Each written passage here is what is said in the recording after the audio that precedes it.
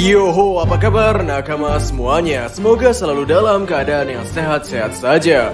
Pada One Piece chapter 1056 kita mendapatkan chapter yang cukup padat, dan ada beberapa misteri yang muncul pada chapter itu. Jadi kali ini kita coba mendiskusikan hal-hal yang muncul pada chapter tersebut.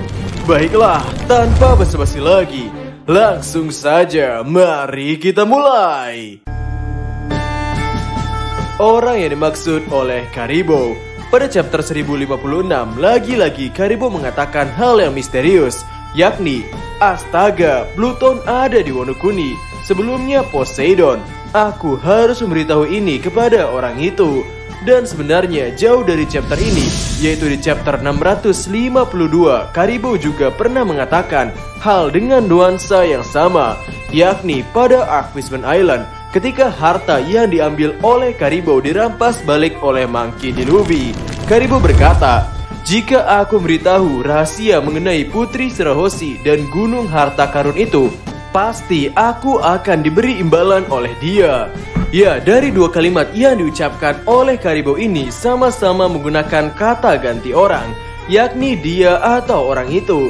Namun pertanyaan intinya adalah, siapakah orang yang dimaksud oleh Karibo ini? Jika melihat dari riwayatnya, Karibo dulu berkeinginan untuk bergabung dengan kelompok Luffy ketika Luffy palsu mengadakan loker untuk menjadi anggota kelompok topi jerami di Pulau Sabaody.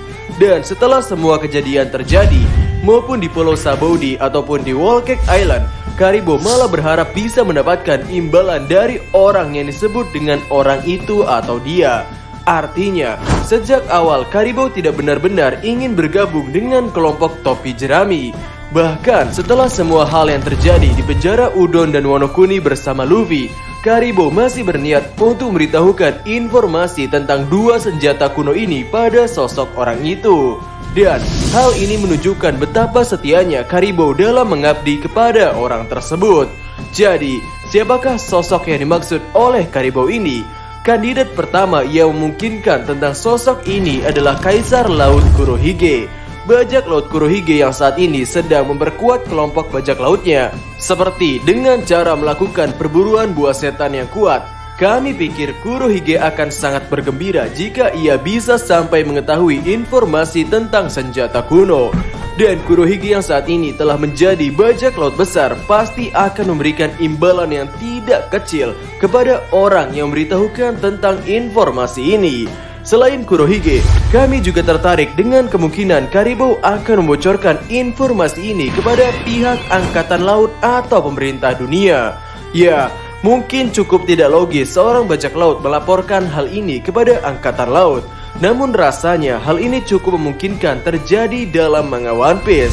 Jadi dengan kondisi angkatan laut yang saat ini terlihat mulai tidak memiliki kekuatan dengan kejadian Green Bull di Wano Kuni tempo hari, mereka atau hanya oknum angkatan laut yang berambisi akan kekuatan seperti Akainu akan menjadi sosok yang mengerikan ketika memiliki kedua senjata ini. Sosok dengan luka bakar yang dimaksud oleh Kid.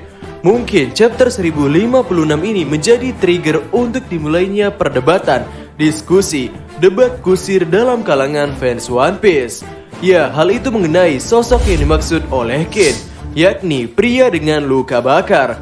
Ya, Oda Sensei memang cerdik sekali dalam menyisipkan misteri dalam cerita. Yang dengan misteri ini pembaca dibuat semakin penasaran saja dengan kelanjutan cerita One Piece. Sasuga memang Oda Sensei. Kembali ke topik ini, kemunculan topik ini pun bisa dikatakan tidak sembarangan. Pasalnya hal ini terjadi ketika Law memberikan salinan Road Poneglyph yang ada di Wano Kuni kepada Killer. Dan di sisi lain ternyata bajak laut Kid setidaknya telah memiliki salinan Road Poneglyph yang lain, yakni dari tempat Big Mom. Dan Killer sebagai bajak laut yang terlihat cukup bisa berpikir, ia men-trigger Kid untuk mulai bersungguh-sungguh dalam perburuan One Piece ini. Dan seperti menerima kode dari Killer, Kid berkata, apa yang kau maksud? Kita harus mencari sosok laki-laki berluka bakar itu. Namun kita sangat tidak memiliki petunjuk. Dan dengan Luffy yang tidak tahu tentang sosok pria dengan luka bakar ini, Kid mencemooh Luffy dan merasa diuntungkan dengan kondisi ini. Dan juga dengan penggambaran Oda yang menunjukkan ekspresi Robin dan Law yang notabene mereka adalah orang-orang pemikir dalam karakter One Piece. Ekspresi mereka ini seperti menunjukkan bahwa mereka mengetahui sesuatu tentang sosok ini, atau mereka hanya merasa sosok yang dimaksudkan oleh Kid ini adalah sosok yang tidak sembarangan. Ia bisa dibilang salah satu sosok yang bisa menjadi kunci untuk menemukan One Piece. Jadi, siapakah sosok yang dimaksud oleh Kid ini? Jika kita berbicara tentang luka bakar, mungkin kita para fans One Piece akan langsung teringat karakter-karakter seperti Sabo, yakni orang nomor 2 di organisasi revolusioner. Ya, memang jelas Sabo memiliki luka bakar di wajahnya. Namun sepertinya Sabo tidak terlalu mengetahui hal yang berkaitan dengan One Piece. Lalu mungkin sosok lainnya yang langsung terbayangkan oleh kita adalah sosok Aokiji yang memang memiliki luka bakar akibat pertarungannya dengan Akainu. Dan dengan alasan yang sama, Aokiji pun sepertinya belum terlalu mengetahui tentang One Piece, meskipun Aokiji adalah mantan seorang admiral angkatan laut. Dengan kondisi ini, sangat memungkinkan bahwa sosok karakter yang dimaksud oleh Kid ini adalah sosok baru atau sosok yang telah lama belum muncul dalam cerita. Gaya misteri seperti ini memang khas cerita One Piece. Jadi, kira-kira siapakah kandidat lainnya tentang sosok ini? Kemungkinan yang pertama adalah karena sosok yang dimaksud oleh Kid ini bisa dikatakan berhubungan dengan One Piece. Mungkin hal yang paling alami adalah sosok pria dengan luka bakar adalah sosok mantan anggota bajak laut yang pernah menemukan One Piece, yakni bajak laut Goldie Roger. Dan saat ini memang telah muncul beberapa orang dari bajak laut Goldie Roger ini, seperti Rayleigh, Crocus, dan Kozuki Oden. Mereka semua memiliki pengetahuan tentang One Piece itu sendiri. Dan mungkin hal ini pula yang menyebabkan Oden ingin membuka Wano Kuni dan mengeluarkan Pluton, yang mana hal ini tidak dimengerti bahkan oleh seorang Nico Robin. Dan sosok yang berkemungkinan menjadi sosok pria dengan luka bakar ini adalah karakter yang bernama Chopper Gaban. Jika mengenai pengetahuan tentang One Piece, kita tidak perlu meragukannya. Mungkin hal yang dipertanyakan adalah apakah Chopper Gaban memiliki luka bakar. Memang ketika kita terakhir kali melihat sosok Gaban ini, yakni pada flashback Kozuki Oden, Chopper Gaban tidak terlihat memiliki luka bakar di wajahnya. Namun sudah 20 tahun berlalu, semua hal bisa terjadi. Bahkan sosok Shanks yang sering bertarung sengit dengan Mihawk pun bisa kehilangan tangannya dalam 20 tahun itu.